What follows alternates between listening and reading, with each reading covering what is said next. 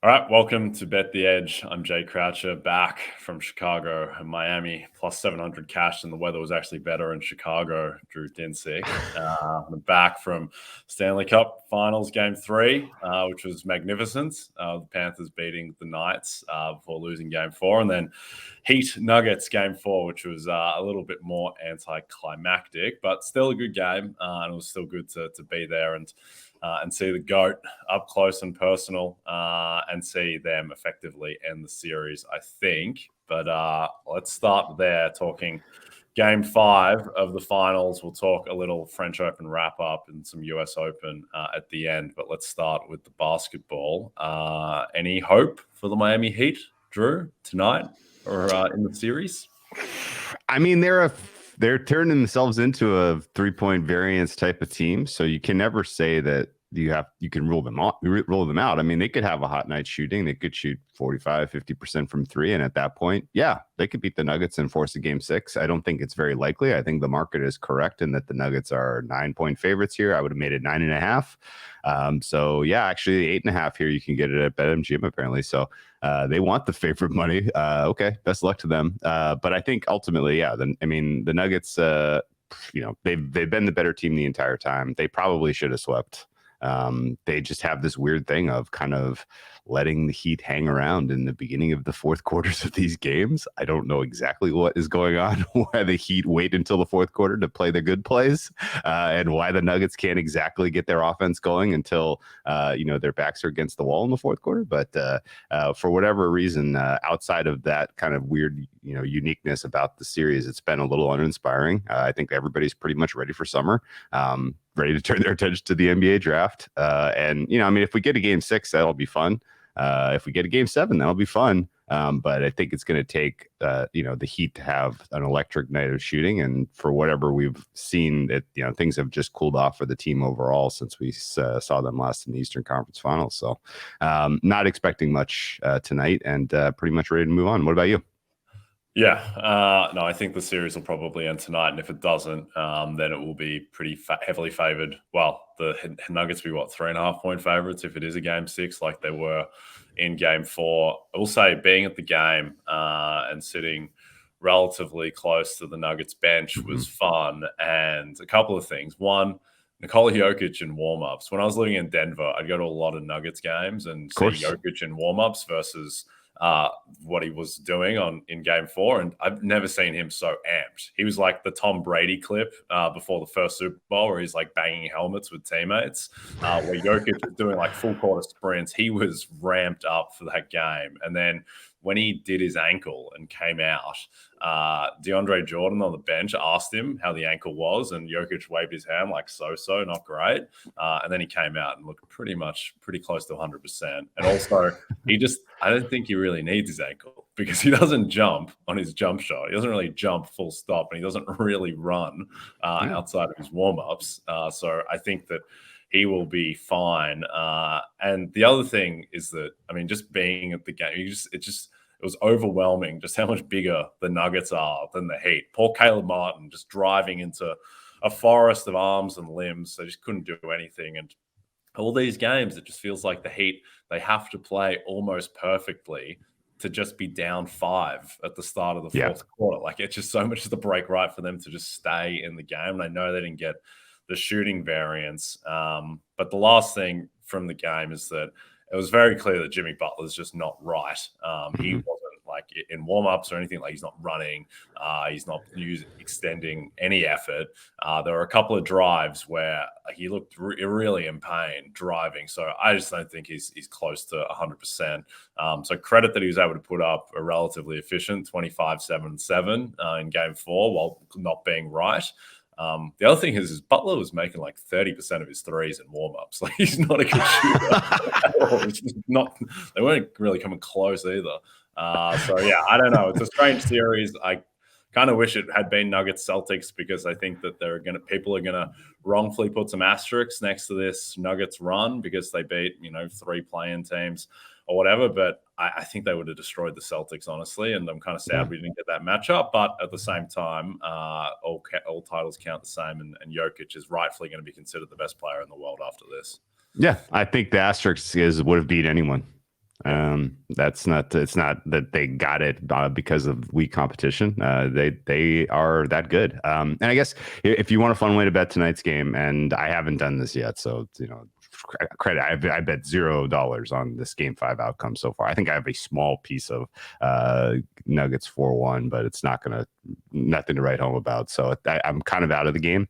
But I do think it's pretty obviously that there has been a correlation between Heat being live in these games and hitting threes, which means the total is going to be too low, right? So if you like Heat at +8.5, if you like Heat 3-1, I think you might as well parlay it with over 209.5, because there's no world in my mind where the Heat are close in this game, but it's because have solved something defensively and they're winning a 99-98 type of game. Like it's going to have to be shooting is good for them. They get to 110. And in that world where they're covering or winning this game, that is, I think, flying over 209. So, I think the opposite is true. Like, there's very much a world where the Nuggets come out hot in the first half. They're up 50-5 to 45 at halftime, and the Heat, 1-2-3 Cancun, and we just don't see much of a second half of a game here. So I think Nuggets correlated with the under, Heat correlated with the over, and there may be some fun ways to make some longer. Some longer odds same game parlays out of that, just to have something fun to cheer on tonight while you watch presumably the last game of the NBA season.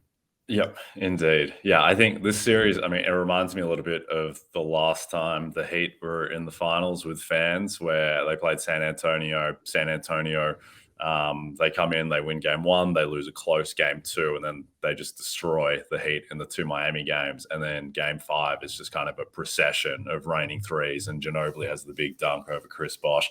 I don't think this Heat team is going to pack it in like that Heat team did, where I think LeBron knew it was going to be his last game as a member of the Miami Thrice. But I do think that they are just overmatched, and the rope could be let go of in the same way.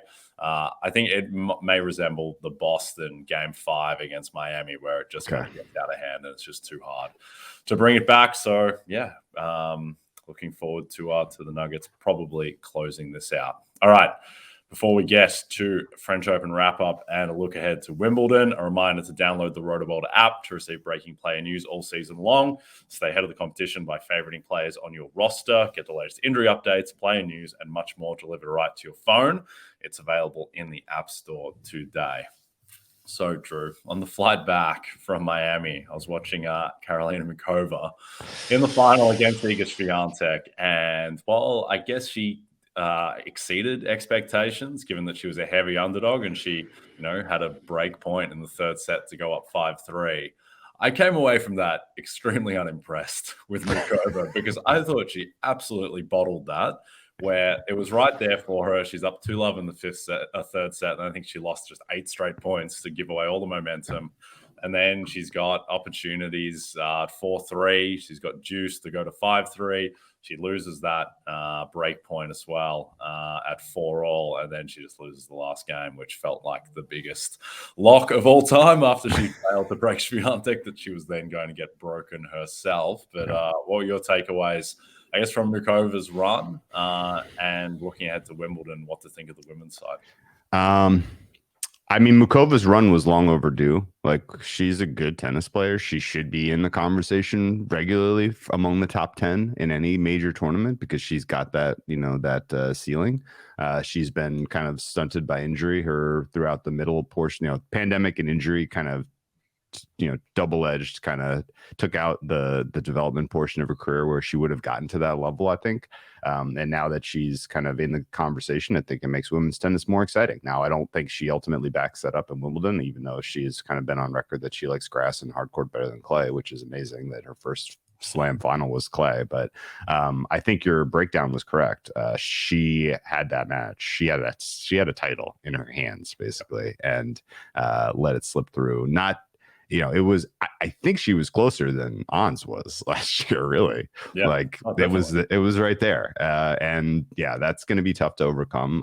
You can't give Iga more chances than she deserves. And she obviously something went a little sideways with her game in that second set, because she was in cruise control up 3-0 in the second. And then all of a sudden, like, had to, fight for her life twice down the home stretch before losing that second set. So yeah, it was a weird, unsettled match. I didn't really get a feel for what was going on with either player. I just know the outcome is congratulations, Iga. You remain the best women's player in the world. And now 3 out of what will presumably be 5, 6, 10 clay titles when it's all said and done, because for whatever it's worth, she's just got that much of a margin over the rest of the field when it comes to clay tennis. And the questions now turn to, can she translate this game to grass?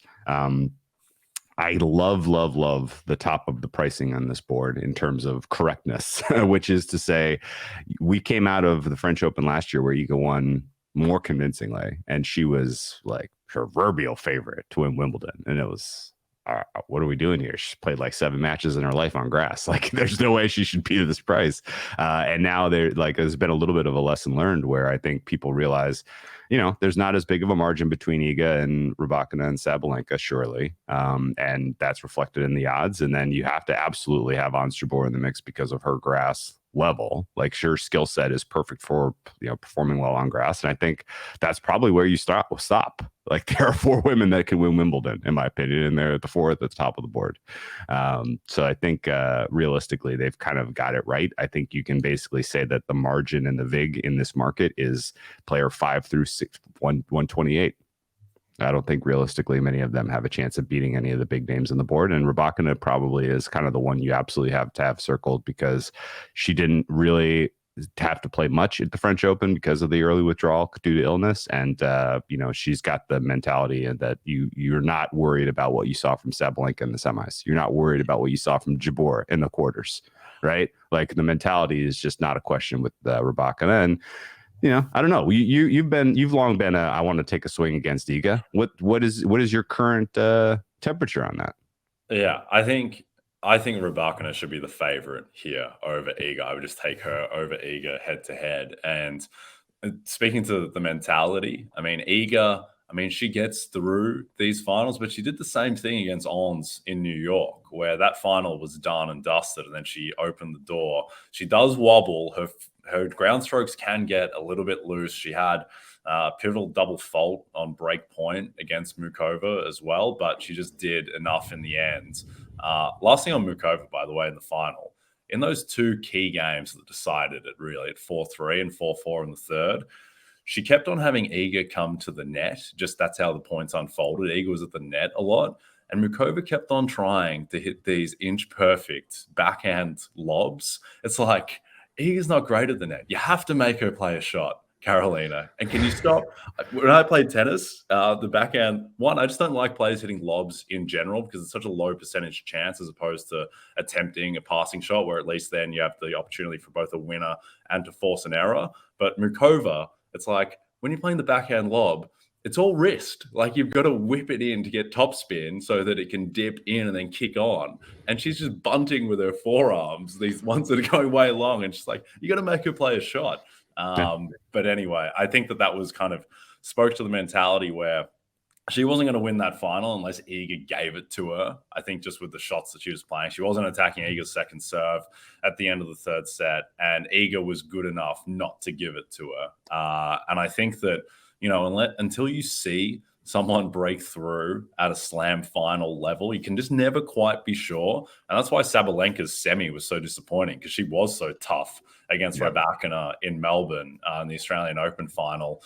Ons very shaky against Rybakina in the Wimbledon final, though I don't think she bottled it as much as Mukova did against Iga. But in terms of anyone further down the board at Wimbledon, I agree, like, beyond the top 4, it's not super inspiring. The one that I would throw out is Beatrice Haddad-Maia, if you can get her in the 30-1 range, just because she does play well on grass. And also, I came out of her semi against Iga more impressed with Haddad-Maia, just because, she's a fighter. Like, she doesn't give she doesn't give matches away. She doesn't have the talent level of these other players, but unlike Mukova, like, she was dueling Iga in that second set, and Iga had to take that from her. So I think BHM would probably be my only look further down the board, and even then, like 25-1.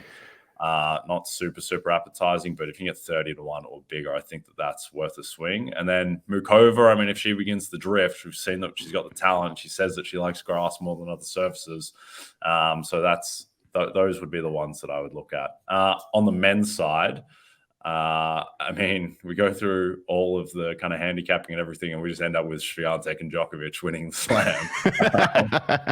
Do about nothing. Two best players in the world get it done. Really weird semi, obviously against Alcaraz, where his body just completely abandoned him, beginning in that third set. By the way, as a quick aside, when players clearly aren't physically right, these next service game winner markets are something to really look at and target live, because Alcaraz, I mean, he was going from like minus 155 to hold serve to being like a plus 220 to hold serve. And not saying that those fluctuations were necessarily wrong, but those are giant fluctuations and they just create chance for error. So it's just something to always pay attention to when a player looks like they're playing hurt. But what did you make of how the men's side unfolded and looking ahead to Wimbledon? Yeah, I mean, the major takeaway is experience matters. Yeah. Surprise. Like that was a wild kind of way that the market treated Alcaraz's chances from Jump Street. In that match in particular, I did not ever think it was going to be, much more than a coin flip. And he went off almost minus 200. I was shocking the amount of support that Alcaraz had in the market. Just kind of a little bit of everyone wanting to be on the ride for the first French Open title, I guess. I don't know. I mean, it was impressive in the fourth round. He was impressive in the quarters, but not to the degree where I thought he should have been anywhere close to that big of a favorite against Djokovic. And sure enough, the fact that it was a physical ailment that took him out instead of just flat out he got outplayed, which I thought he was getting outplayed. At least it seemed to me like the first two sets unfolded exactly the way Djokovic wanted them to, which is that he didn't really fire many of his bullets, got an easy first set with Alcaraz just extremely amped up, right? Like he was really fired up. You could tell like his adrenaline must have been absolutely pumping out of his ears. But the second set, he just forced Alcaraz to play more points, play longer rallies, and really kind of, dig in and, kind of absorb some damage, knowing that he was going to be able to outlast him just in terms of, endurance. And it unfolded in a rapid collapse for Alcaraz physically. But I think that was pretty much the plan that Djokovic came in with. And it was a great plan. And so I think I kind of want to just say, like the strategic advantages that he has just from the experience that he's brings to these matches is going to be tough for any of the young players to overcome. At some point, physicality will be something that he has, we're seeing cracks, right? Like this is pretty clearly, he wasn't 100%. Elbow coming into this tournament. He didn't have great warm-up results at all. He hasn't played a ton of tennis this year, really. And so, yeah, there were definitely some questions about where Djokovic is physically. And in the end, it didn't matter. And so I think, we'll get to the point where that does matter, where he does, the physical aspects are significant enough that it does open the door for these younger players. But until we get there, it's just crazy that we got prices we got on Djokovic pre-tournament. Really, he should have gone off as the favorite just because of the experience, in my opinion. And and his path was easier. Really, he didn't have to play as significantly tough challenges as Alcaraz did in the lead-up rounds, even though Alcaraz made short work of those. So as we go forward, Djokovic has the experience not just at this best of 5 level, but specifically on grass, because the grass season is so short. There's so very, very few opportunities for these players to get their feet under them on grass that it just has made it difficult for anyone to close the gap on him in terms of just talent and skill when it comes to grass play. Now, I've seen enough positive out of Medvedev this season to say that he should probably be your second choice here over Alcaraz. And that's maybe a little bit of a controversial take, but I think with his ranking and with, he's going to be on the opposite side of the draw. Realistically, the quality you saw from him on the clay swing generally, and the fact that he didn't play at the French Open, so he's a little bit more rested. I think all that makes Medvedev a pretty obvious second choice for me after Djokovic. And if I'm getting squirrely, if I want to take on the favorite here, that's the way I'm going to do it. I don't think anyone down the board is priced correctly here. My fourth choice after Medvedev and Alcaraz probably be Andy Murray.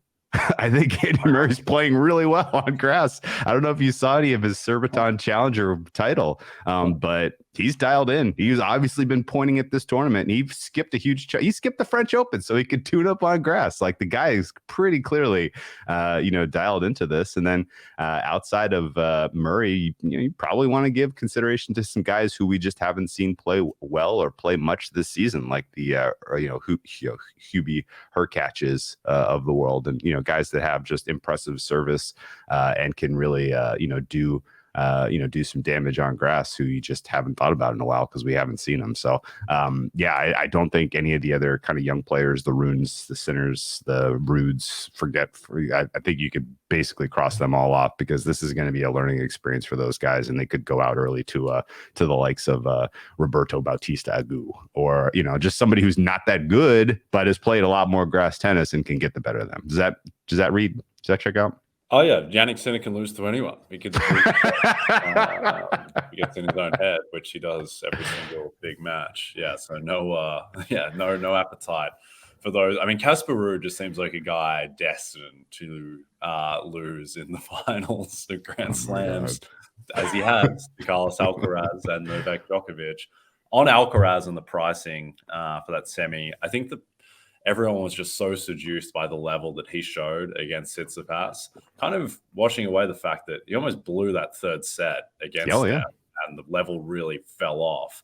And I think the thing with Alcaraz is that, like, he's like playing in a theme park, and Djokovic is playing in a science lab, where Alcaraz, he just seems to be playing a different sport when he's on. And I think there is a chance that, like, he has the talent where he could be the greatest tennis player of all time. Like, I think that's in play for him just because of the level that he gets to. But at the same time, like Djokovic, just his dissection of Khachanov in the quarterfinal after he really wobbled through the first set and ultimately lost it, like, he just broke Khachanov's spirit and mind and just did it in incredibly impressive fashion. And Alcaraz still looks like he's kind of playing in a playground sometimes, and doesn't have, I think, maybe the 5-set strategy that Djokovic has obviously honed, over almost the past 20 years at this point. So I think Djokovic is still clearly the guy, and is rightfully favored over the field in Wimbledon. All right, before we get to the US Open, a reminder,